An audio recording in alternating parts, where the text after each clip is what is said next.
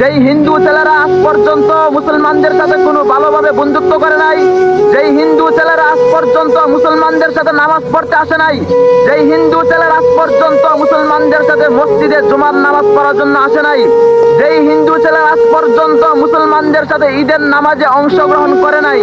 সেই হিন্দুদের দুর্গাপূজায় আজ আমাদের দেশের কিছু নেতাকর্মীরা তারা নবীজির সুন্নতকে অপমান করে, নবীর সুন্নত দাড়ি নিয়ে, নবীর সুন্নত টুপি পাঞ্জাবি লাগিয়ে তাদের হিন্দু দুর্গাপূজায় গিয়ে দোয়া করতেছে, উদযাপন করতেছে। তাদের কি কোন লজ্জা শরম নাই? তাদের ঈমান কোন পর্যায়ে গেছে এলবা আপনি চিন্তা করে দেখেন।